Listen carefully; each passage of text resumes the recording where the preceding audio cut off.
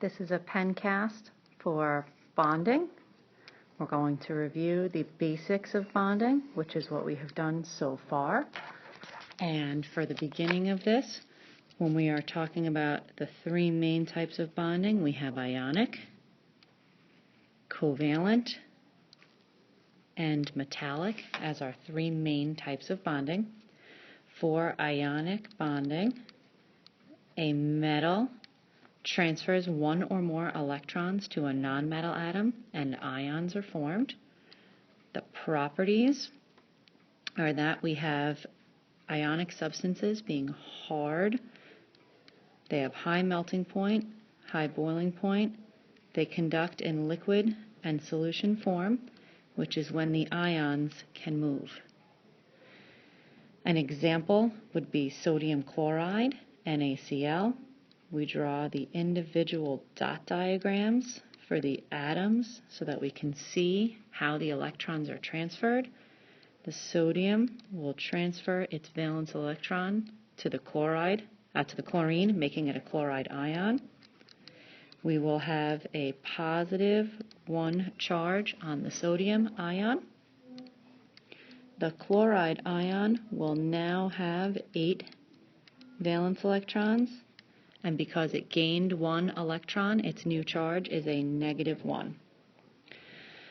Another example would be magnesium chloride, and if we don't want to do it using the dot method to find the formula and the ionic dot diagram, we can look on the periodic table and find the oxidation states for the metal and the nonmetal.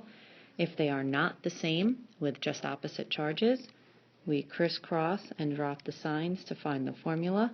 In this case, it's going to be MgCl2. Magnesium takes on a +2 charge because its oxidation state was +2. There are 2 chloride ions. The nonmetal always has a full octet of 8 valence electrons, and according to the periodic table, its charge is a -1. For covalent bonding, it will be atoms of nonmetals sharing electrons to form molecules. We have nonpolar covalent, in which 2 atoms of the same nonmetal share electrons equally, like in the Brinkelhoffs. We have polar covalent, where 2 atoms of different nonmetals share electrons unequally. The properties for covalent substances, also known as molecular substances, is that they are soft, they tend to have low melting and boiling points, and they are poor or non-conductors because they do not have mobile electrons and they do not form charged ions.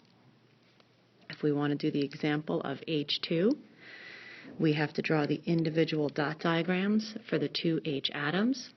Those electrons will be shared in such a way that each hydrogen will complete its duet, and those 2 shared electrons can become one line, and that represents a nonpolar covalent bond for the H2. If we want to do the example of NH3, we draw the dot diagrams for the N and the 3 H's. The hydrogens have to complete their duet.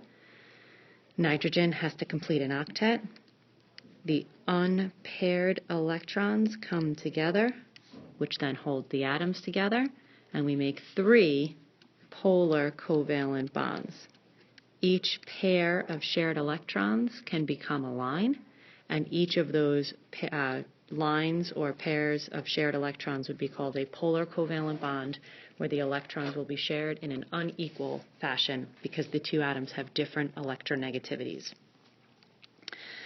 For metallic bonding, we have positive metal ions immersed in a sea of mobile electrons.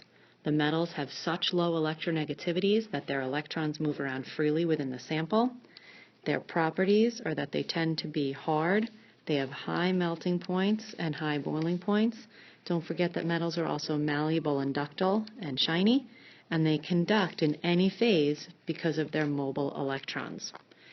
Examples of substances with metallic bonding would be examples of any single metal.